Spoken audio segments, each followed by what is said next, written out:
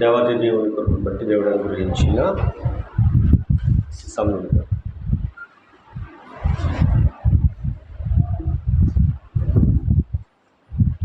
దేవుడు మనందరినీ కూడా ప్రేమించి గత నెలంతా కూడా కాపాడి మరొక నెలలోనికి అడుగు పెట్టించి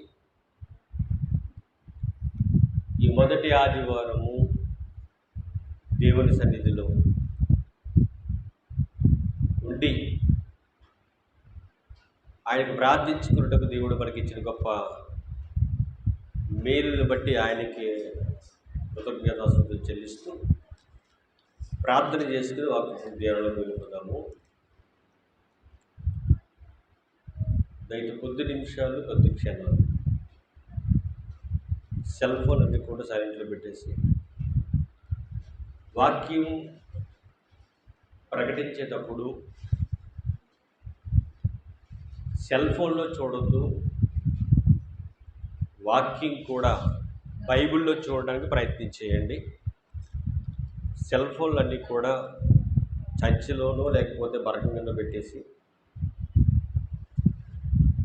బైబిల్ అనేది దేవుడు మనకి ఇచ్చాడు కనుక ఇక్కడ చెప్పబడే ప్రతి మాట కూడా ప్రతి ఒక్కరు కూడా బైబిల్ గ్రంథంలో నుంచి చూసి చదవాలని అందరికీ ఒకసారి మనవి చేస్తూ ఫోన్లన్నీ కూడా ఒకసారి ఫ్లైట్ మోడ్లో కానీ సైలెంట్లో కూడా పెట్టి దేవుని వాక్యం వినడానికి సిద్ధపడితే దేవుని వాక్యం ఎంత బలాన్ని మనకి ఇస్తుందో వాక్యం వింటున్న మనకి ఎంత ధైర్యం వస్తుందో ప్రార్థన చేద్దాము. పరలోకమందున్న మా కన్న తండ్రి, ఈ పరిశుద్ధమైన శ్రేష్టమైన ఘనమైన నామమునకు స్తుతులు స్తోత్రములు తండ్రి. దేవా, ఎంత గొప్పగా మమ్మల్ని కాపాడుతున్నావు తండ్రి. ఈరోజు నాయన నీ పాద సన్నిధిలో మేమున్నామంటే కేవలం నీ దయ, నీ కృపాని సంకల్పమే తండ్రి. మా జీవితాలు తండ్రి అపవాదిగాడి యొక్క వెనక పడిపోవచ్చు తండ్రి. వాటి నుండి మీరు తప్పిస్తూ మీ మాటల ద్వారా హెచ్చరిస్తూ మమ్మల్ని సన్మార్గంలో పెడుతున్న విధానాలు బట్టి మీకు స్తుతులు స్తోత్రములు తండ్రి. మా జీవితాలు ఈరోజు ఇలా ఉన్నాయంటే కేవలం మీ దయ, మీ ప్రేమ, మీ కృప, మీరు మా పట్ల చూపిస్తున్న ఈ ప్రేమను తండ్రి ఒకవేళ మేము చులకనగా చూస్తున్నామేమో తండ్రి, దయతో మమ్మల్ని క్షమించండి తండ్రి. నువ్వు ప్రేమమయుడు, కరుణామయుడు, దయగల దేవుడు తండ్రి, దయ చూపించే దేవుడు తండ్రి, దీర్ఘశాంతంతో మమ్మల్ని కాపాడే దేవుడు తండ్రి. ప్రతిరోజు ప్రతి నిమిషము కూడా మీరు మమ్మల్ని కాపాడుతారు. నీకు అయిష్టమైన పనులు చేస్తున్నప్పటికీ కూడా తండ్రి ఇంకా బ్రతుకునిచ్చారు తండ్రి, మరొక అవకాశం ఇస్తున్నారు తండ్రి. ఇచ్చిన అవకాశాన్ని ఏమాత్రం కూడా తండ్రి వ్యర్థం చేయకుండా సద్వినియోగం చేసుకునే మహాభాగ్యం అందరికీ ప్రసాదించమని దేవా, నీ వాక్యం వినడానికి తండ్రి నాయన ఇక్కడికి వచ్చిన బిడ్డలందరినీ జ్ఞాపకం చేసుకోండి తండ్రి. కొంతమంది జీవితాల్లో ప్రశాంతత లేదు తండ్రి, ఏం చేసినా అర్థం కాని పరిస్థితి, ఎలా బ్రతకాలో తెలియని పరిస్థితులు తండ్రి. ఎక్కడికి తిరిగిన ప్రశాంతత లేక తండ్రి, నీవే శరణ్యమని, నీవే సమస్తము ఎరిగిన దేవుడువని నీ పాద సన్నిధికి వచ్చి మీ ప్రార్థన చేస్తూ ఉండగా తండ్రి మీరే మా అందరితో మాట్లాడండి, మమ్మల్ని బలపరచండి, స్థిరపరచండి. ఈ వాక్యం వింటున్న వారికి వినగలిగిన చెవి, గ్రహించుకునే హృదయమును విన్న ప్రతి మాట హృదయం అనే పలక మీద భద్రం చేసుకునే భాగ్యం ప్రతి ఒక్కరికి దయచేయమని నీ మాటలు చెప్పడానికి సిద్ధపడిన నాకు నాలుగుని నీ పరిశుద్ధాత్మ సహాయానికి పంపించండి తండ్రి. మా యొక్క స్వరమును మరుగు చేసి మీరే మాట్లాడమని ప్రార్థన చేస్తాను. నాతో, మాతో, మా అందరితో మాట్లాడి బలపరచమని మా కొరకు త్వరలో రాని ఉన్న యేసుక్రీస్తు వరకు నీ నామం, నీ ప్రార్థన మనవలు అడిగి వేడుకొనిచున్నాము తండ్రి. ఆమేన్. ఆమేన్. దేవాతి దేవుని కృపను బట్టి దేవుడు అనుగ్రహించిన అమూల్యమైన సమయాన్ని చాలా జాగ్రత్తగా సద్వినియోగం చేసుకుందాము. కొద్ది నిమిషాలు దేవుని వాక్యము ఎంతగా మనల్ని బలపరుస్తుందో, దేవుని వాక్యము ఎంత విలువైనదో, దేవుని వాక్యము ఎంత శక్తివంతమైనదో మనం జాగ్రత్తగా పరిశీలన చేయగలిగితే ఈరోజు దేవుడు మనతో మాట్లాడబోతున్న సందర్భాలు ఏంటని మనం ఆలోచిస్తే ప్రేమ దేవుడు మన జీవితంలో మనకి చాలా ప్రాముఖ్యమైన ఉంటూ ఉంటాయి. గమనించండి, జాగ్రత్తగా వినండి. మన జీవితంలో మనకి చాలా ప్రాముఖ్యమైన ఉంటూ ఉంటాయి. మనకి ప్రాముఖ్యమైనవి అంటున్నాను, లోకానుసారమైన ప్రాముఖ్యమైనవి అని చెప్తున్నాను నేను. లోకాను మీద ఉన్న ఆశ మీద ఉన్న ప్రాముఖ్యత అని చెప్తున్నాను నేను. కానీ ఆత్మకు ప్రాముఖ్యమైనవి చాలా ఉన్నాయి. ఆత్మకు ప్రాముఖ్యమైన వాటి మీద మన మనస్సు పెట్టకుండా లోకానుసారమైన ఉన్న వాటి మీద, ప్రాముఖ్యమైన వాటి మీద మనసు పెడుతూ వెళ్తున్న ప్రజలు ఈరోజు మన మధ్య ఉన్నారు. మన ఆలోచనలు, మన తలంపులు, మన యొక్క విధి విధానాలు ఎలా ఉంటున్నాయనంటే, నాకు ఇది కావాలి, నాకు ఇది అవసరం కాబట్టి దీని గురించి నేను ఆలోచించడం మొదలు పెట్టాలి. అవును, దానికంటే ముందు ఒకటి మనం ఆలోచించాలి. అదేంటనంటే, ఇది ఆత్మీయ జీవితానికి ఏమైనా ఉపయోగపడుతుందా? ఎప్పుడు కూడా క్రైస్తవుడు రెండు విషయాలు ఆలోచించాలి. ఒకటి, నువ్వు ఆలోచించే విషయాలు లోకానుసారమైనవా, ఆత్మ సంబంధమైనవా? రెండు, ఆత్మ సంబంధమైతే నువ్వు ఎలా దాన్ని ఆలోచించాలి, ఎలా దాన్ని స్వీకరించాలి, ఎలా దాని గురించి నువ్వు పాకులాడాలి? ఈ విషయాలు తెలియకపోతే మనం ఎంత జీవించినా ఈ భూమి మీద అంత వ్యర్థం, అంత వ్యర్థం. ఈరోజు యోబు గారి దగ్గరికి వెళ్దాము. ఇళ్ళ ముందుగా మనం చదివిన వాక్య పఠనంలో ఒక మాట దేవుడు రాయించాడు. ఖచ్చితంగా ఆ మాట మనల్ని లేదా మన హృదయాల్ని పొడుస్తుంది. మనసు పెట్టి వింటే, జాగ్రత్తగా వింటే, దేవుడు నాతో మాట్లాడుతున్నాడనే భావంతో వింటే, ఈ మాట, దేవుని మాట నీ హృదయములో పొడవబడుతుంది. మీ మైండ్లో ఏమున్నా తీసేయండి మొత్తం. కేవలం మీకు ఉండవలసింది ఏంటంటే, దేవుడు నాతో మాట్లాడాలి. ఈరోజు నేను ఆశతో వచ్చాను, ఆశ కలిగి దేవుని మందిరంలోనికి వచ్చాను. దేవుడు నాతో మాట్లాడాలి, దేవుడు నాతో మాట్లాడాలి అని ఒకవేళ ఇక్కడ కూర్చుంటే దేవుడు గ్యారంటీగా మాట్లాడతాడు. మాట ఏంటో చూపిస్తాను, జాగ్రత్తగా వినండి. అదే కీర్తన గ్రంథం 14వ అధ్యాయం ప్రారంభం వచనంలో, దావీదు గారి ద్వారా దేవుడు మాట్లాడుతున్న మాట ఏంటంటే, చాలామంది ఏమనుకుంటారంటే, చాలామంది ఆలోచించే తీరు, చాలామంది వాళ్ళ ఆలోచనలు ఎలాగుంటాయనంటే, ఇక్కడ అంటున్నాడు, దేవుడు లేడని బుద్ధిహీనులు తమ హృదయములో అనుకుందురు. అలా అనుకున్న వారి గురించి మాట్లాడుతున్నాడు. ఎవరు వాళ్ళు? దేవుడు లేడని. దేవుడున్నాడా అంటే వాళ్ళు ఏమంటారంటే, వాళ్ళకున్న బాధను బట్టి, వాళ్ళకున్న సమస్యను బట్టి, వాళ్ళకున్న ఇబ్బందిని బట్టి, వాళ్ళకు ఉంటున్న ఆ యొక్క ఒత్తుల్ని బట్టి వాళ్ళనే మాట ఏంటంటే, దేవుడున్నాడా?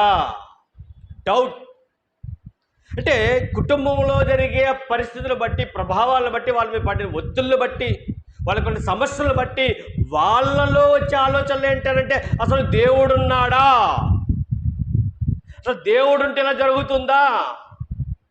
అది దేవుడు ఉంటే ఇన్ని బాధలు ఉంటాయి, ఇన్ని కష్టాలు ఉంటాయి, ఇన్ని ఇబ్బందులు ఉంటాయి, ఇన్ని సమస్యలు ఉంటాయా, ఇన్ని రోగాలు ఉంటాయా? ఆయన కాపాడుతాడు కదా, అసలు దేవుడే లేడు అని అంటూ ఉంటారట. వాళ్ళ గురించి మాట్లాడుతూ ఏమంటున్నాడంటే ఇక్కడ దేవుడు లేడని బుద్ధిహీనుడు తమ హృదయములో అనుకుందురు. అలా ఎవరైతే అనుకుంటారో వాళ్ళ గురించి ఖచ్చితంగా మాట్లాడుతున్నాడు. మొట్టమొదటి మాట ఏంటంటే, ఎవడైతే దేవుడు లేడని తమ హృదయంలో అనుకుంటాడో వాడు ఎలాంటి వాడనంటే, వారు చెడిపోయిన వారు, అసహ్య కార్యములు చేదురు, మేలు చేయవాడు ఒక్కడును లేడు. ఇక్కడ ఈ మాటలన్నీ కూడా వారు చేసే పనుల్లో కానివ్వండి, వారి ఆలోచనలో కానివ్వండి, తలంపుల్లో కానివ్వండి, ఎవరైతే దేవుడు లేడు అన్న ఆలోచనతో ఉంటారో ఆటోమేటిక్గా వాళ్ళలో వచ్చేవి అన్నీ కూడా, అంటే మనిషి ఆలోచనలు ఇలా జరుగుతున్నాయి, మనిషి ఆలోచనలు ఉంటూ ఉన్నాయి. అయితే ఇక్కడ ఒక విషయం గ్రహించాలి. ఆ విషయం ఏంటనంటే, ఈ ప్రపంచం మీద ఉన్న సుమారుగా 1000 కోట్ల మంది కూడా దేవుడి కంటికి కనిపిస్తున్నారు. ఏ ఒక్కరు మరుగలేరటండి. ఏ ఒక్కరు కూడా దేవునికి కనపడని చోట లేరట. ఏ చోటున్నా ఏం చేస్తున్నారట? దేవుడికి కనిపిస్తున్నారట. కాబట్టి 2వ వచనంలో ఒక మాట మాట్లాడుతున్నాడు. ఆ మాట ఏంటనంటే, వివేకము కలిగి దేవుణ్ణి వెతుకువారు కలరేమో అని యెహోవా ఆకాశము నుండి చూచి నరులను పరిశీలించెను. అంటే దేవుడు ఏం చేస్తున్నాడు? దేవుడు ఏం చేస్తున్నాడు అని అంటే, ఎవరు జ్ఞానము కలిగి లేదా వివేకము కలిగి నన్ను వెతుకువారు అంటే దేవుడు అడుగుతున్నాడు, నన్ను వెతుకువారు కలరేమో అని యెహోవా ఆకాశము నుండి చూచి నరులను పరిశీలించెను. అంటే పరిశీలన జరుగుతుందట. ఎవరు పరిశీలిస్తున్నారు? అసలు ఉన్నారా లేదా? ఇప్పుడు జగన్మోహన్ రెడ్డి గారు ఏదైనా మీకు ఒక పథకం ఇవ్వాలనుకోండి, మీకు ఒక పథకం, అమ్మఒడి అనే పథకం ఇవ్వాలనుకోండి, మీకు పిల్లలు ఉన్నారా లేదా, వాళ్ళు చదువుతున్నారా లేదా పరిశీలిస్తాడా? పరిశీలించకుండా ఇచ్చేస్తున్నాడా? పరిశీలిస్తున్నాడు. పరిశీలించి అందులో ఇంకా పరిశీలించి దాని ప్రకారం మీకు ఆ ధనాన్ని అనేది ఇస్తున్నాడు. ఇక్కడ మనుషుడు కాదు పరిశీలించేది, మనుష్యుడి పరిశీలనకి కొంతవరకే అందుతుందట. మనుష్యుడు ఏదైనా కనిపెట్టాలనుకుంటే అది పూర్తిగా కనిపెట్టలేడు. దేవుడు కనిపెట్టాలనుకుంటే, దేవుడు పరిశీలించాలనుకుంటే, వాడు అంతరంగ హృదయముల్లో ఏముందో కూడా కనిపెట్టే దేవుడిని మనం కలిగి ఉన్నాం ప్రేమ దేవుని వల్లరా. ఇప్పుడు దేవుడు ఏం చేస్తున్నాడంటే, ఎవరైతే నన్ను వెతుకుతున్నారేమో ఆయన ఏం చేస్తున్నాడంటే ఆకాశము నుండి చూచి నరులను పరిశీలిస్తున్నాడు. అలా పరిశీలించినప్పుడు, నరులందరినీ కూడా పరిశీలించినప్పుడు నరులు ఎలా ఉన్నారో మాట్లాడుతున్నాడు 3వ వచనంలో. వారందరూ దారి తొలగి బొత్తిగా చెడి ఉన్నారు. అంటే దేవుని దృష్టికి ఎలాగున్నారట? చెడిపోయి ఉన్నారట. ఏ లెక్కల్లో? మన లెక్కల్లో అయితే మనం చెడిపోవు ఎప్పుడు కూడా. ఎవడైనా సరే నేను చేసే పని తప్పు, ఒకవేళ తప్పు చేస్తున్నా కూడా తప్పని ఒప్పుకోడు. నేను చేసేది కరెక్ట్ కాదు అని తెలుసున్నా కూడా అది కరెక్ట్ కాదని ఒప్పుకోడు. ఏమంటాడు తెలుసా? నేను చేసేదే మంచిది, నేను చేసేది కరెక్టే, నాది కరెక్ట్ కాదన్నవాడే ఏం చేస్తున్నట్టు? తప్పు చేస్తున్నాడు అన్న భావాలతో ఉండిపోతాడండి. కానీ ఇక్కడ దేవుడు చెబుతున్న మాట ఏంటంటే, మీరందరూ అంటే ఆయన పరిశీలన చేస్తున్నప్పుడు అందరూ ఎలా ఉన్నారట? వారందరూ దారి తొలగి బొత్తిగా చెడి ఉన్నారు, మేలు చెయ్యవారు ఎవ్వరును లేరు, ఒక్కడైనను లేడు. ఒక్కడైనను కూడా లేడటండి. ఎవరు?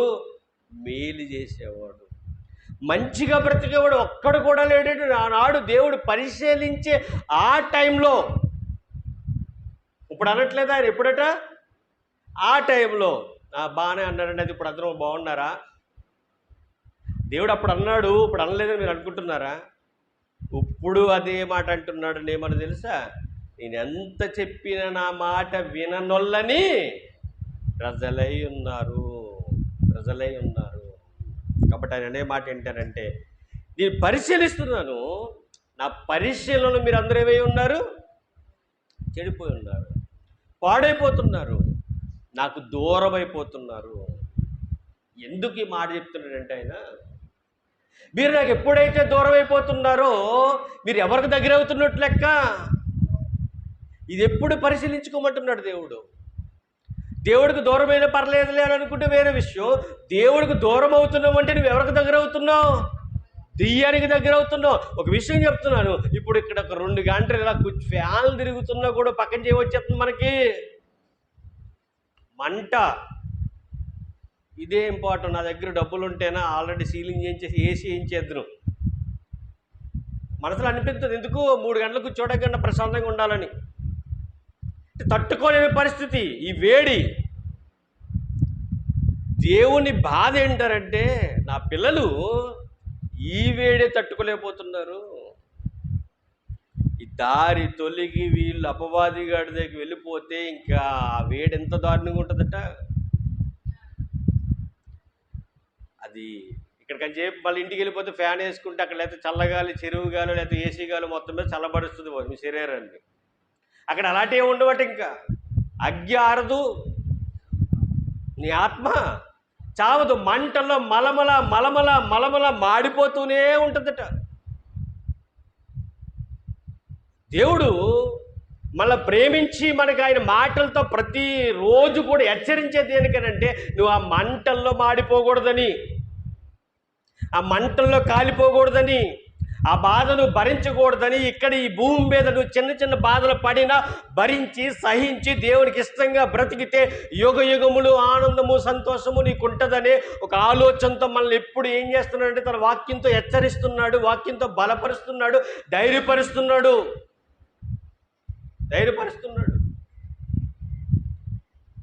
అదే మాట మనతో మాట్లాడుతూ అంటున్నాడు ఈరోజు, నేను మిమ్మల్ని కూడా పరిశీలిస్తున్నాను, మీరు ఎలా ఉన్నారో మీరే ఆలోచించుకోండి అంటున్నాడు.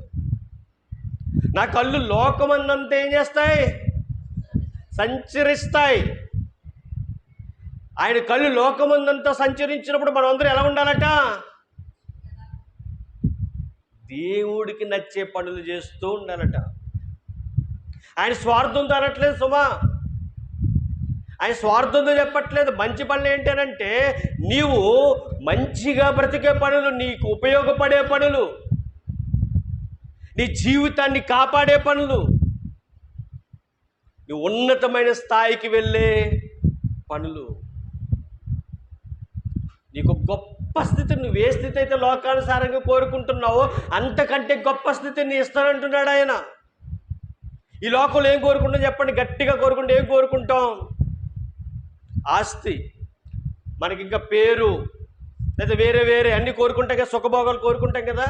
వాటన్నిటికంటే మించింది ఇస్తానంటున్నాడు ఆయన, వాటన్నిటికంటే గొప్పది ఇస్తానంటున్నాడు ఆయన. ఇవన్నీ కొంతకాలం ఉంటాయి, మళ్ళీ ఏమైపోతాయి? నిన్ను విడిచి వెళ్ళిపోతాయి, లేదా నువ్వే వాటిని విడిచి వెళ్ళిపోతావు. ఇవేవి కాదయ్యా నీకు శాశ్వతం, శాశ్వతమైనది నేను ఇస్తాను నా మాటను వింటే. అలాగే నీ భూమి మీద బతికినప్పుడు నిన్నే కష్టపెట్టను నేను. ఈ భూమి మీద బతికినప్పుడు నిన్నేమి లేకుండా చేశాను నేను. నువ్వు నా కుమారుడివయ్యా, నా కుమార్తెవయ్యా, నీకు కావలసిన ప్రతి ఈవి నేను ఇస్తానంటున్నాడు ఆయన. ప్రతి అవసరం తీరుస్తానంటున్నాడు ఆయన.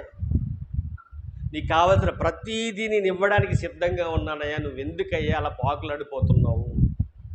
ఎందుకు నువ్వు దారి తొలగిపోతున్నావు? ఒక్కొక్క టైంలో దేవునితో కలిసి ఉందామనుకుంటున్నావు కానీ, దేవునితో ఉందామనుకుంటున్నావు కానీ, దేవుని సంఘంలో ఉందామనుకుంటున్నావు కానీ, దేవునిలో గొప్పగా ఎదగాలనుకుంటున్నావు కానీ, ఒక్కొక్క టైంలో దూరం అయిపోతున్నావయ్యా. అలా అవ్వద్దాయి. ఎందుకంటే అలా అవుతే నువ్వు కరెక్ట్గా ఎవరు దొరికేస్తున్నావు? అపవాదికి దొరికేస్తున్నావు. అపవాదికి దొరకడం వల్ల ఏం జరుగుతుందని అంటే దేవునికి దూరం అయిపోతున్నాం. మనం దేవునికి దూరం అయిపోతున్నాం. అపవాదిగాడు దేవునికి దూరం చేయడానికి ఎవరిని ఎంచుకున్నాడండి? అపవాది దేవుడికి బాగా దగ్గరగా ఉన్నవాడిని ఏం చేశాడు? ఎంచుకున్నాడు. ఇక దేవుడంటే ఆయన తప్ప ఇంకెవరు లేరు నాకు. ఆయనే ఇచ్చాడు, ఆయనే తీసుకున్నాడు. ఆయన నామానికి ఘనత కలుగునుగాక అనేవాడిని ఎంచుకున్నాడు. అపవాదండి అలా అనేవాడిని ఎంచుకున్నాడు. ఎందుకు చెప్పంటారా? వాడు ఒకవేళ దేవుడికి దూరం అయిపోతే నాకు దగ్గర అవుతాడు. యోబే దూరం అయ్యాడంటే ఇంక అందరూ కూడా ఎంత ఆఫ్టర్ ఆల్. యోబే దేవుడికి దూరం అయిపోతే దెయ్యం దగ్గర అయిపోయాడు అనుకోండి, మిగతా వాళ్ళందరూ ఎంత సులువుగా వచ్చేస్తారు చెప్పండి? చాలా సులువుగా. అందుకు ఎవరికి టార్గెట్ వేసాడంటే యోబుకి వేసాడండి. యోబు జీవితాన్ని పతనం చేయాలనుకున్నాడు, యోబుని నాశనం చేయాలనుకున్నాడు, యోబుని తనతో పెట్టుకోవాలనుకున్నాడు, తనతో పాటు ఉంచుకోవాలనుకున్నాడు, తనని దగ్గర పెట్టుకోవాలని ఎన్నో ప్లాన్లు వేశాడు. దేవుని దగ్గరే ఛాలెంజ్ చేసేసాడు అపవాదిగాడు. దేవుణ్ణి ఏం చేశాడు తెలుసా? నువ్వు యోబు కేసిన కంచి తీసేయి. వచ్చాడు ఒకసారి యోబు గ్రంథానికి పక్కనే, మీరు ఇప్పుడు చదువుకున్న దాని పక్కనే యోబు గ్రంథము 1వ అధ్యాయము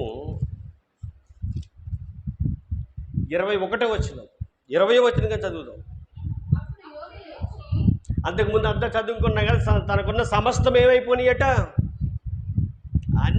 అన్నీ ఆస్తి పోయింది.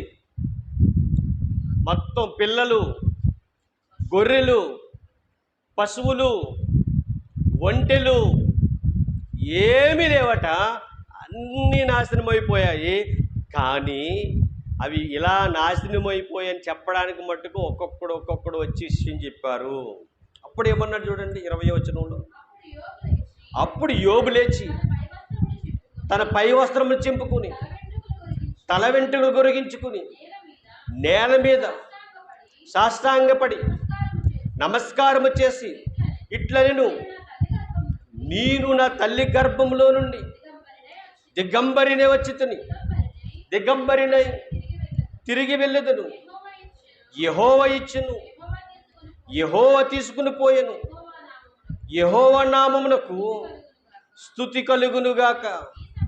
ఈ సంగతులలో ఏ విషయమందును యోబు ఏ పాపము చేయలేదు, దేవుడు అన్యాయము చేసినని చెప్పలేదు. అంటే యోబుకు జరిగిన కష్టాలు లేదా బాధలు, ఇబ్బందులు మనొక్కసారి ఆలోచిస్తే మనం భరించగలమా చెప్పండి? ఒకటా రెండు అండి. ఆయనకున్న సమస్తం, అసలు ఆయనకి ఎలాంటి పేరుందట ఆ దేశంలో. ఆ తూర్పు దేశంలోనే ఆయనంత ధనవంతుడు లేడు, ఆయనే నెంబర్ 1. ఇప్పుడు ఏమైపోయాడు? ఏమీ లేనివాడుగా. ఆ తూర్పు దేశంలోనే తనకంటూ పేదవాడు ఎవడు కూడా లేడు. ఆలోచించండి ఒక్కసారి మన స్థితి ఎలా ఉంటుందో. ఆనాడు యోబు గారి పరిస్థితుల్లో ఆయన ఎలాగున్నాడో, భక్తిపరుడని ఎవరినంటారో, దేవుని యందు భయభక్తులు కలిగి ఉండడం అంటే ఎలాగో మనం నేర్చుకోవాలి. మన జీవితంలో ఎప్పుడు ఏం కోల్పోతావో మనకు తెలియదు. ఆ టైంలో కూడా నువ్వు ఎలా ఉండాలట? భక్తిపరుడులా ఉండాలి, నీతిమంతుడిలా ఉండాలి. మరొక విషయం, ఆ పడిపోయిన స్థితి పడిపోయినట్టుగా ఉండదు. నిన్ను ఒక సాక్షిగా నిలబెట్టడానికి దేవుడు ఆ స్థితిలోనికి ఏం చేస్తాడు? మనల్ని తీసుకువస్తాడు. ఇది గుర్తించుకుంటే ఏ స్థితికైనా మనం ఎలా ఉంటామో తెలుసా? నేనేమై ఉన్నా అది నీ దయ వలనయ్యా అంటాం. బాగున్నా అలాగంటాం, ఏమి లేకపోయినా సరే అలాగే అంటాం. ఉద్యోగం ఉన్నా అలాగంటాం, ఉద్యోగం పోయినా అలాగే అంటాం. వ్యాపారం బాగున్నా అలాగంటాం, వ్యాపారం బాగోకపోయినా అలాగంటాం. నీకు తిండున్నా లేకపోయినా, ఏమున్నా ఏమి లేకపోయినా, నీ కుటుంబంలో బాధ ఉన్నా, సుఖమున్నా, కష్టమున్నా, ఇబ్బంది ఉన్నా, హ్యాపీ ఉన్నా, ఇదేమైనా దేవుని దయ వల్లే. నా దేవుడు నన్ను విడిచిపెట్టే దేవుడు కాదు. ఆ మాట మన నోట వస్తుందో చెప్పండి ఒకసారి. అనగలమా? ఆ సత్తా మన దగ్గర ఉందా? ఏదేదో చెప్పడం కాదండి. నేనేదో సంపాదించాలని అనుకునే విషయం పక్కన పెడితే, ఏదేమైనా సరే నేను దేవుణ్ణి మహిమపరిచే విధంగా బ్రతుకుతాను అని అనగలిగే సత్తా మన దగ్గర ఉందా? ఉండాలండి. అలా బ్రతికితేనండి మన జీవితంలో ఎలాంటి ఇబ్బంది వచ్చినా సరే అది మనం చూసి పారిపోద్ది. ఎక్కువ కాలం మన దగ్గర ఉండదు. యోబు దగ్గరికి అదే వచ్చింది. యోబుని ఏదో రకంగా నాశనం చేయాలని చెప్పి, ఏదో రకంగా దేవునికి దూరం చేయాలని అన్నీ బాగొట్టేశాడు అపవాదిగాడు. అయితే అపవాది అనుకున్నట్టుగా జరగలేదు అక్కడ. దేవుడితో ఏమని అన్నాడు అపవాది? చెప్పండి. మనం పోయిన చదువుకున్నాం కదా, తండ్రి నాయనా నీ కుమారుడు గొప్పగా బతుకుతున్నాడు అనుకుంటున్నావు, ఒక్కసారి నువ్వు తన కుటుంబం చుట్టూ నువ్వు వేసిన కంచె ఏం చేయాలి? తీసే నాయనా. నువ్వు తీసేస్తే అప్పుడు చూడు నీ ముఖం ఎదుటే నిన్నేం చేస్తాడు? దూషిస్తాడు. ఛాలెంజ్. దేవుడు ఏమన్నాడు? చేయి, తన ప్రాణం మట్టుకు తీయుడు నీ వల్ల కాదు, ఏం చేసుకుంటావు చేసుకోపో అన్నాడు. వెళ్ళాడు, అవకాశం దొరికింది, గంతులు వేసుకున్నాడు. నిజమే, మనకి ఏదైనా నష్టం వచ్చినా, బాధ వచ్చినా, ఇబ్బంది వచ్చినా వాడు గంతులు వేస్తుంటాడు. ఎందుకు? ఇతనికి నష్టం కలిగిందంటే ఇక్కడ ఎక్కడికి వస్తాడు? ఇప్పుడు దెయ్యంగాడు అనుకుని మాట్లాడి తెలుసా, ఇతనికి నష్టం కలిగిందంటే ఇంక నా దగ్గరికి వచ్చేస్తాడు. ఎందుకు? మరి అవకాశం లేదు, ఇలా కూర్చోండి. మరి అవకాశం లేదు అంటే వీడికి బాగుంటే దేవుడి దగ్గర ఉంటాడు, బాగోకపోతే నా దగ్గరికి వస్తాడని ఫిక్స్ అయిపోయాడు. ఎవరు? మీరు బాగా ఆలోచించాలండి. అపవాదిగా ఆలోచన ఎలా ఉంటుందంటే, అన్నీ బాగుంటే నా దగ్గర రాళ్లే, ఎందుకంటే దేవుడు ఇచ్చాడు కదని చెప్పి దేవుడు స్తుతిస్తూ ఉంటాడు. వీడికి ఏదైనా నష్టం కలిగితే, ఇంతగా ప్రార్థన చేస్తున్నాను, ఎంతగా మందిరానికి వెళ్తున్నాను, ఇన్ని ఉపవాసాలు చేస్తున్నాను, ఇన్ని ప్రార్థనలు చేస్తున్నాను, కానీ నాకు ఏ లాభం జరగట్లేదని ఒక మాట ఆలోచన ఎప్పుడైతే వాడికి వచ్చిందో నా వైపుకి వచ్చేస్తాడు అని అపవాదిగాడు అలా చూస్తూ కూర్చుంటాడట. ఎప్పుడు నిన్ను మింగేద్దామా అని. గర్జించు సింహం అనేనట. గర్జించు సింహం అది ఎందుకు గర్జిస్తూ అలా ఉంటుంది? రెడీగా చెప్పండి. ఏది దొరికితే అది తినడానికి. ఏది దొరికితే తన ఆకలి తీరడానికి ఏది దొరికితే అది అది ఏదైతే తినాలనుకుంటుందో అది. ఇప్పుడు అపవాదిగా టార్గెట్ ఏంటి? మనమే. మనం దొరికితే మళ్ళీ ఏం చేస్తాడు వాడు? ఇంకేస్తాడు, తినేస్తాడు, ఇంక మళ్ళీ బయటికి వదలడు, ఇంకా బయటికి వదలడు. అలా యోబుని మింగేయడానికి ఎన్నో ప్లాన్లు వేశాడు. సమస్తం పోయాయి కదా, ఇప్పుడు దేవుడు దూషిస్తాడు అనుకున్నాడు. అనుకుంటున్న సందర్భంలో యోబు ఏమన్నాడు తెలుసా? దేవుడిచ్చాడు, దేవుడు తీసుకున్నాడు, దేవుడి నామానికి స్తుతి కలుగును గాక అని ఏ విషయంలో కూడా పాపం చేయలేదట. దేవుణ్ణి ఒక్క మాట కూడా అనలేదట. అప్పుడు 2వ వచనం రండి ఒకసారి, 2వ అధ్యాయానికి. దేవదూతలు యెహోవా సన్నిధిని నిలుచుటకే వచ్చిన మరి యొక్క దినము వారితో కూడా అపవాది యెహోవా సన్నిధి నిలుచుటకే వచ్చును. ఎందుకు వచ్చాడట యెహోవా సన్నిధి నిలుచుండని చెప్పండి. యోబుని ఏదో రకంగా పట్టుకోవాలి. ప్లాన్ ఏంటి? ఎందుకు పట్టుకోవాలనుకుంటున్నాడు చెప్పండి. యోబు భక్తిపరుడు కాబట్టి మీరు బాగా ఆలోచించండి. భక్తిపరుణ్ణే పట్టుకోవడానికి అపవాదిగాడు ప్లాన్ చేస్తాడు, అందరినీ పట్టుకోడు. బాగా క్లారిటీ వచ్చేది ఈ విషయంలో. అపవాదిగాడి వైపు ఉన్న వాడి దగ్గర అపవాదిగాడు వెళ్ళి రారా అంటాడా? అవసరమా వాడికి? అక్కర్లేదు. ఎవరు కావాలి అపవాదికి? దేవుడికి దగ్గరగా ఉన్నవాడు కావాలి. కాబట్టి దేవుని సన్నిధికి వచ్చేసాడట. ఎందుకు? యోబుని దేవుడి నుంచి దూరం చేయడానికి. అప్పుడు దేవుడు అన్నాడట, మళ్ళా ఏమని అన్నాడంటే, మళ్ళీ అడిగాడట, నువ్వు ఎక్కడి నుంచి వచ్చేదివని. వాడిని అడగగా, అంటే అపవాదిని అడగగా, అపవాది భూమిలో ఇటు అటు తిరుగులాడుచు అందులో సంచరించుచూ వచ్చి తిని. అటు ఇటు తిరుగులాడుతున్నాను. అటు ఇటు తిరుగులాడుతుండగా అందరూ బొత్తిగా దారి తొలగిపోయారని నా పక్క ఉన్నారు. కానీ ఒకడు మట్టుకు ఎలాగున్నాడు? నీ ఎందే భయభక్తులు కలిగి ఉన్నాడు. ఇప్పుడు మ్యాటర్ ఏంటంటే అంటాడు, కిందకు వచ్చి చూడండి ఒకసారి. అందుకు యెహోవా, నీవు నా సేవకుడని యోబు సంగతి ఆలోచించితివా? దేవుడే మళ్ళీ ఏం చెప్తున్నాడు? అడుగుతున్నాడు, ఏమని? నువ్వేదో అన్నావు కదా, యోబు కుటుంబం చుట్టూ కంచి తీసేస్తే నన్ను తిడతాడన్నావుగా. తిట్టాడా? ఆలోచించావా ఏమన్నా? ఇప్పటికే నువ్వు ఒప్పుకుంటావా? లేదంటే లేదు లేదు ఇప్పటికి నేను ఒప్పుకోను అంటున్నాడు అపవాది. దేవుడు అంటున్నాడు, అతడు యథార్థవంతుడును న్యాయవంతుడునై దేవుని యందు భయభక్తులు కలిగి చెడుతనము విసర్జించిన వాడు భూమి మీద అతని వంటి వాడు ఎవ్వడును లేడు. నిష్కారణముగా అతన్ని పాడు చేయుటకు నీవు నన్ను ప్రేరేపించితివి. ఒక్కసారి మీరు బాగా ఆలోచించండి. దేవుడు మళ్ళీ ఏమంటున్నాడు యోబు గురించి? అతడు నీతివంతుడు, యథార్థవంతుడు, అతనికంటే గొప్పవాడు నాకు కనిపించలేదు.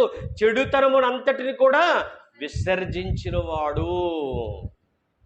దేవుడు బాధపడుతున్నాడు లేదా? దేవుడు బాధపడుతున్నాడు. నిష్కారణంగా నా చేత ఏం చేయించావు? వాడు చేయించావు. అయితే నువ్వు ఆ మాటని నా కుమారుణ్ణి బాధ పెట్టేలా చేసావు. అంటే దేవుడికి బాధ పెట్టడం ఇష్టమా మనం? చెప్పండి. మీరు ఆలోచించండి ఒకసారి. మనం బాధ పెడుతుంటే దేవుడు ఆనందపడేవాడా? సంతోషపడేవాడా? కాదండి. నువ్వు బాధపడుతుంటే ఆ బాధను తీయడానికి ఆయన ప్రయత్నం చేస్తూ ఉంటాడు. కానీ మనం ఏం చేస్తామంటే ఆయన దగ్గరికి వెళ్ళాం, ఆయనతో సరిగా గడపం, సరిగా ప్రార్థన చేయం, సరిగా మాట్లాడం, ఆయనతో ఎలా ఉండాలో అలా ఉండి ప్రార్థనే చెయ్యం. మన బ్రతికేది చేయకుండా ఏం చేస్తుంటాం? వాళ్ళ మీద వీళ్ళ మీద అక్కలని వంకలు పెడుతూ ఉంటాం, అక్కని గొడవలు పెడుతూ ఉంటాం. అసలు దేవుడితో ఉన్న సంబంధం గొప్పగా ఉండాలనే ప్రయత్నం ఏనాడు చేయవండి. అసలు ఆ జ్ఞానం ఏమనుకుంటే చాలామందికి పేర్లు పెడుతూ ఉంటాం. తప్పండి. దేవుడు అనే మాట ఏంటో తెలుసా? వాళ్ళు నా పిల్లలు, వాళ్ళని కాపాడుకుంటాను. నువ్వేం చేస్తున్నావు? నన్ను ప్రేరేపిస్తున్నావు. లేదు వాళ్ళు అలా ఉన్నారు ఇలా ఉన్నారని ప్రేరేపిస్తున్నావు. నువ్వు ప్రేరేపించడాన్ని బట్టి, వాళ్ళ భక్తి నిరూపించడానికి బట్టి నేను వాళ్ళకి ఏం చేస్తున్నాను? శ్రమిస్తున్నాను. దేవుడు తన ఆనందాన్ని బట్టి మనకు శ్రమ ఇవ్వట్లేదండి. మన భక్తిని మనం నిరూపించుకోవడానికి పరీక్ష పెడుతున్నాడు దేవుడు మనకి. ఈరోజు ఇక్కడ ఉన్న వాళ్ళు ఎవరికైనా సరే అనారోగ్య పరిస్థితి అయినా కానివ్వండి, ఆర్థిక ఇబ్బందులైనా కానివ్వండి, కుటుంబ సమస్యలైనా కానివ్వండి, ఏమైనా దేవుడు ఆనందంగా ఉండడానికి మీకు ఇవ్వట్లేదు. అవి మీరు దేవుళ్ళు గొప్పగా ఎదగడానికి దేవుడు మీకు పెడుతున్న పరీక్ష. ఆ పరీక్షలో మనం గెలవాలి, దేవుణ్ణి గెలిపించాలి. గెలిపించాలి. యోబు అదే చేశాడండి. ఏం చేశాడో తెలుసా? గెలిపించడానికే ఎన్ని కష్టాలు వచ్చినా, ఎన్ని బాధలు వచ్చినా భరించాడు ప్రేమ దేవుని వారరా. అయితే ఇక్కడ ఏమైందంటే, ఇలా నన్ను ప్రేరేపించితివే అన్న తర్వాత ఏమన్నాడు చూడండి. అపవాది అంటున్నాడట, నువ్వేమనుకుంటున్నావు మళ్ళీనే నీ కుమారుడు గురించి? తర్వాత చదువు. చర్మము కాపాడుకున్నటకై, తన ప్రాణమును కాపాడుకున్నటకై తనకు కలిగినది యావత్తును ఏమిచ్చాడట? నరుడిచ్చింది కదా. ఇక్కడ మాట ఏంటి మీకు అర్థమైందండి? మళ్ళీ చదువుదాం ఒకసారి, అర్థం కావాల మాట. అక్కడి నుంచి కాదు, పైనుంచి. చర్మము కాపాడుకున్నటకు, చర్మమును తన ప్రాణమును కాపాడుకున్నటకు తనకు కలిగినది యావత్తును నరుడు ఇచ్చును కదా. అని ఇక్కడ అర్థం ఏంటంటే, నువ్వు అన్నీ తీసేసావు, శరీరం అంతా ఎలాగుంది? ఆరోగ్యంగా ఉంది. మరొకటి, ఆయనకి ఏమి లేకపోతే ఏముంది? ప్రాణం ఉంది. ఇప్పుడు ఒక నరుడికి ప్రాణం ఉంటే, ఆరోగ్యంగా ఉంటే, అండ్ లోక సంపద ఒకటి ఉంది కదా. కోటేశ్వరుడు అంటే ఎవరు? కోట్లో నక్కలుద్దట. ఏ సమస్య లేకుండా ఆరోగ్యంగా ఉన్నవాడు కోటీశ్వరుడితో సమానం. ఆరోగ్యమే మహా భాగ్యం ఉంది కదా సామెత.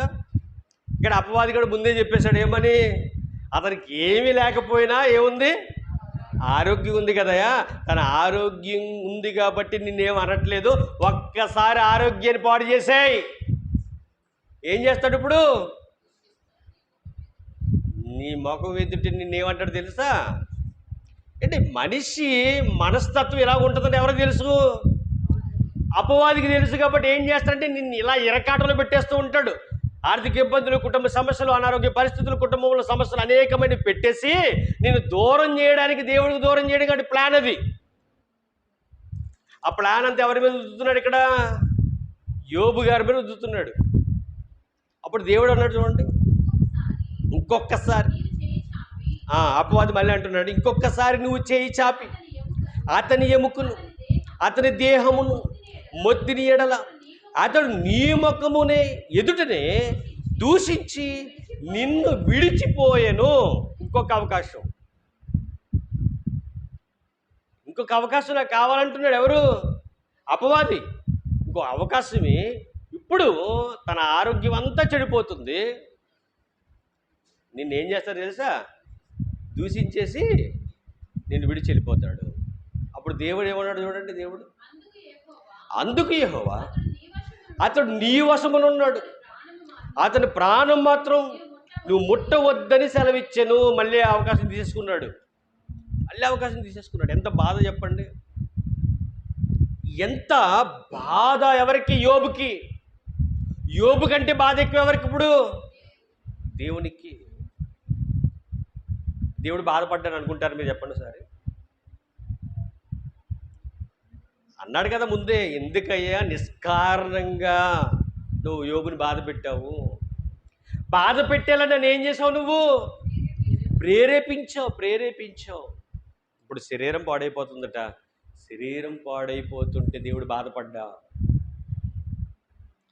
దేవుడు చాలా బాధపడతాడండి. కానీ పరీక్ష, ఈ పరీక్షలో దేవుడు గెలవాలి. యోబు తన జీవితంలో ఆ టైంలో అక్కడ జరిగిన ఆ విషయాన్ని మీరు ఆలోచిస్తే ప్రేమ దేవుని వల్లరా, అదే సందర్భం మన జీవితంలో జరిగితే మనం ఏం చేయగలం? మనం ఏం ఆలోచిస్తాం? మనం ఏం మాట్లాడుతాం? ఇవన్నీ ఒకసారి మీరు ఆలోచించండి. చదువుదాం కిందకి 7వ వచనం. కాబట్టి అపవాది యెహోవా సన్నిధి నుండి బయలువెళ్ళి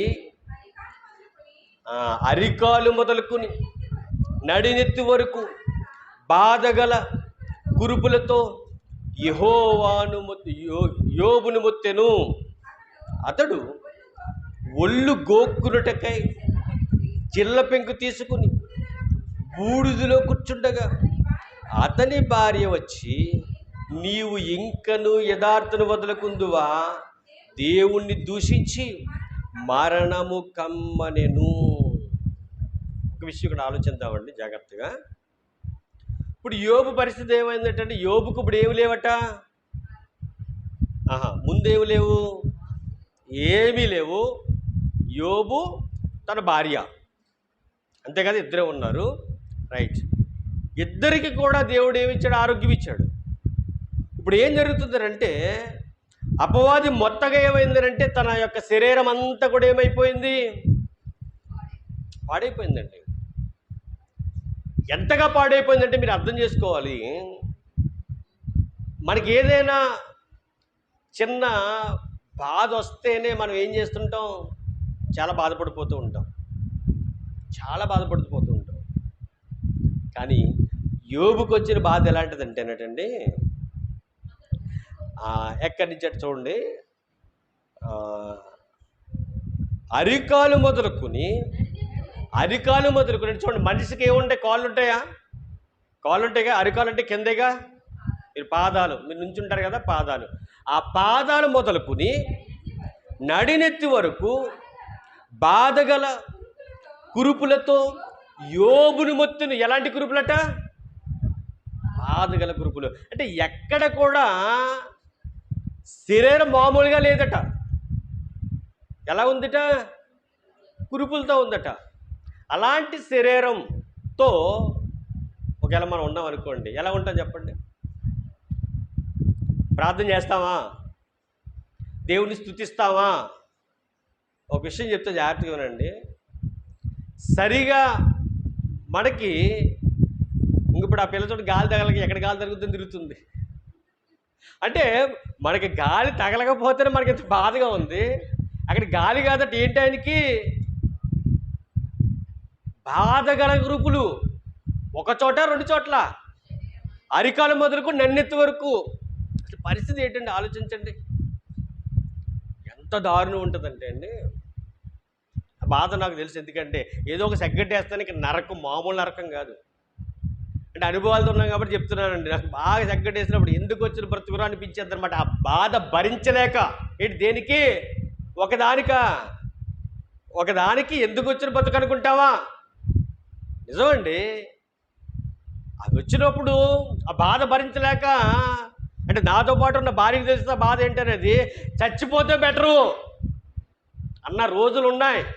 అంటే ఒకదానికా, ఎస్ ఒకదానికే. ఇప్పుడు ఎన్ని ఇక్కడ లెక్క పెట్టలేవండి. శరీరం అంత బాధగల కురుపులు.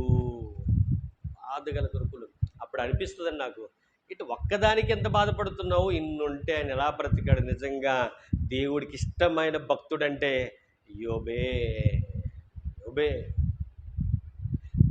మరొకటి ఏంటంటే, అక్కడ కిందకు వచ్చేసరి చదివితే, అతను ఒళ్ళు గోక్కునే దురద వస్తుందా రాదా, అవును కదా, దురద వచ్చినప్పుడు గోక్కోవాలా లేదా, ఏమి లేవటానికి గోక్కోవడానికి, గోరులు లేవటండి. మరి ఏం చేస్తారో చూడండి, చిల్లపెంకి తీసుకుని, అంటే కొబ్బరికాయ, మనకు బాగా అర్థం కావాలంటే కొబ్బరికాయ కొట్టేసిన తర్వాత, అది ఎండిపోయిన తర్వాత, తీసేసిన తర్వాత ఏముంటుంది, ఆ పెంకుతో గోక్కుంటే ఏం పోతుంది, దురద పోతుంది, రక్తం కూడా వస్తుంది. అంటే ఇప్పుడు ఏం చేస్తున్నాడు ఈయన, గోకేసుకుంటున్నాడు. భరించలేడండి. మనకి ఎక్కడైనా చిన్న దెబ్బ ఉంటే ఆ దెబ్బ చుట్టూ ఏమవుతుంది, దురద గోక్కునేటప్పుడు ఏం జరుగుతుందంటే, తగ్గితే తగ్గొచ్చు, అవుతే పుండు పెద్దదైపోవచ్చు. మీరు అర్థం చేసుకోండి. అంటే ఇక్కడ పరిస్థితి ఎలా ఉందంటే, అసలు ఏమి అర్థం కావట్లేదు, ఒళ్ళంతా పాడైపోయింది, దురద వచ్చేస్తుంది, గోక్కుంటున్నాడు, బాధ అనుభవిస్తున్నాడు, ఏడుస్తున్న టైంలో ఎవరు వచ్చారో తెలుసా, భార్య వచ్చిందట. ఈయన ఏడుస్తున్నాడు తప్ప దేవుణ్ణి ఏమంటలేదట. ఏడుస్తున్నాడు బాధ భరించలేక ఏడుస్తున్నాడు తప్ప దేవుణ్ణి ఒక్క మాట కూడా అనట్లేదటండి. అంటే దేవుడి మీద ఎంత భయభక్తులు కలిగి ఉన్నాడు మీరు ఆలోచించండి. అలాంటి బాధ పడుతూ కూడా అలా ఉండిపోయాడట, అలా కన్నీరు గాడుస్తున్నాడట, ఏమీ మాట్లాడుతున్నాడట. ఇలాగ భార్య వచ్చిందట. ఏవయ్యా, ఇప్పుడు ఇతనికి అన్నం పెట్టాలంటే ఎవరు పెట్టాలి, భార్య పెట్టాలి. ఒకవేళ ఇంకా ఏమైనా కావాలంటే ఇవ్వాలంటే భార్య ఇవ్వాలి. అలాంటి సహకారి అయిన భార్య వచ్చి ఒక మాట అంది, నువ్వు యథార్థతను వదలకు ఇందువా దేవుణ్ణి దూషించి మరణము కమ్మనెను. అంటే ఏమంటుంది ఇక్కడ? చచ్చిపోమంటుంది. చచ్చిపోమన్న బాగానే ఉండు. ముందు మాట ఏంటి? దేవుని దూషించు. ఎందుకట? ఇక భార్య మంచిదా చెడ్డదా? ఎదరు మారి మీరు మాట్లాడకండి, మీరు చెప్పండి.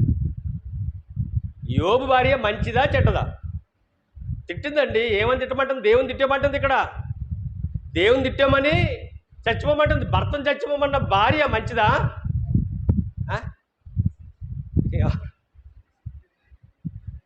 ఇష్యూ చెప్పంటారా?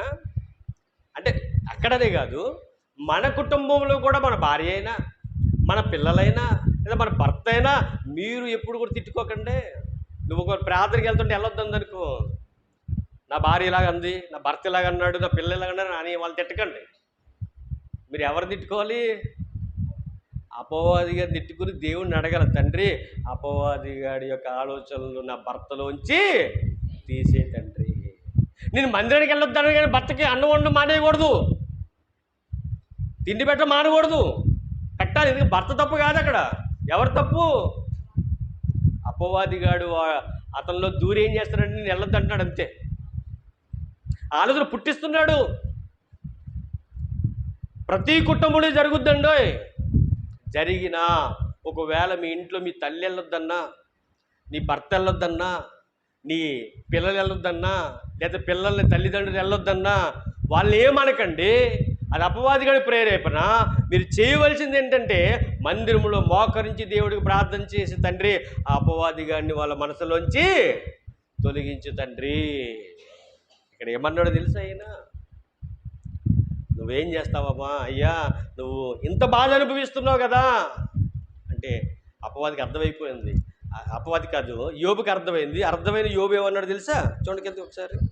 అందుకు అతడు మూర్ఖురాలు మాట్లాడినట్టు నువ్వు మాట్లాడుతున్నాడు. నువ్వు మూర్ఖురాలు కాదు అన్నాడా లేదా యోబు?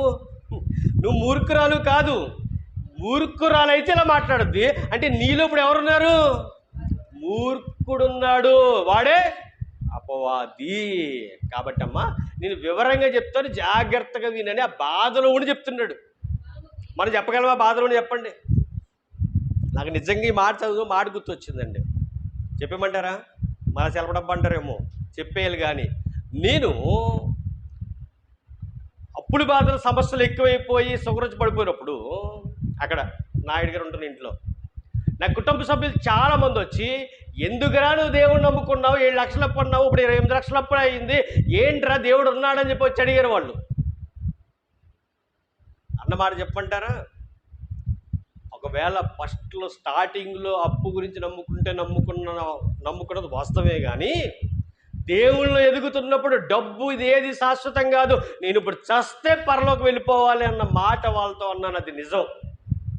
అంటే దేవుడు ఆ శక్తినిస్తాడు, దేవుడు ఆ బలాన్ని ఇస్తాడు.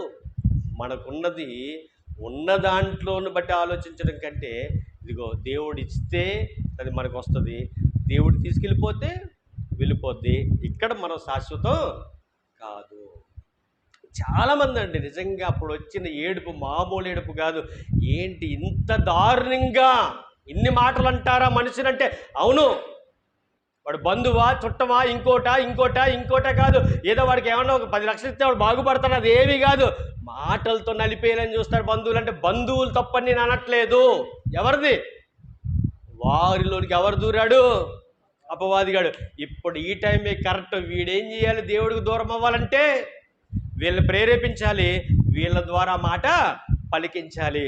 చాలామంది ద్వారా అనిపిస్తాడు అపవాదిగాడు. మనం నిలబడితే వాళ్ళు ఈరోజు ఏమంటారు తెలుసా? నువ్వు నమ్ముకున్న దేవుడు గొప్ప దేవుడు, నువ్వు నమ్ముకున్న దేవుడు గొప్ప దేవుడు అని వాళ్ళ నోట సాక్షి వస్తుంది. ప్రేమ దేవుని వాళ్ళరా, ఇక్కడ ఏమైందో తెలియదు. కానీ మొత్తం మీద ఏమన్నాడంటే, యెహోవా ఇచ్చును. కాదు, ఇంకో మాట ఉంటుంది, చదవండి అక్కడే. అందుకతడు మూర్ఖురాలు మాట్లాడినట్లు నువ్వు మాట్లాడుచున్నావు, మనము దేవుని వలన మేలు అనుభవించుదమా, కీడును మనము అనుభవింపతగదా. ఎక్సలెంట్ మాట అండి ఇది. దేవుడు అన్నీ ఇచ్చాడు, మేలు అనుభవిస్తున్నాం, తీసేసుకున్నాడు. కీడు అనుభవించడానికి కూడా మనం ఎలా ఉండాలట? రెడీగా ఉండాలి. క్రైస్తవ్యానికి అదే నేర్పాలి, క్రైస్తవులకు అదే నేర్పాలి, క్రీస్తుని నమ్ముకున్న వారికి అదే నేర్పాలి. నువ్వు మేలు అనుభవిస్తున్నావు అంటే దేవుడు పంపించాడు, కీడు అనుభవిస్తున్నావు అంటే ఆయన తీసుకున్నాడు. నువ్వు దేవుడి నామానికి మహిమ వచ్చేలా ఉండాలి. ఆ మహిమ తెచ్చే విధంగా నువ్వు బ్రతికితే మళ్ళా నీ బ్రతుకు ఉన్నతంగా దేవుడు నిలబెడతాడు. ఒక పరీక్ష అనేది మనకి జరుగుతుంది. నాకు అన్ని భార్య పెట్టాలి అని మాట మార్చలేదు, నన్ను భార్య చూసుకోవాలి అని మాట మార్చలేదు. నువ్వేమైనా చెయ్యి, నా దగ్గర ఉంటే ఉండు, లేకపోతే పోగాని నేను మట్టుకు దేవుణ్ణి విడిచిపెట్టే ప్రసక్తే లేదు అని నిలబడిపోయాడు. మరి భార్య విడిచైతే వెళ్ళిపోయింది, మన తర్వాత వచ్చిందో ఏదో తర్వాత మళ్ళీ మీకు తర్వాత జరుగుతుంది. కానీ ఇక్కడ ఏం జరిగిందంటే భార్య ఏమందంటే ఇంక తర్వాత సరే నువ్వు పడు అన్నట్టుగా అక్కడి నుంచి భార్య ఇంకా కనిపించదు.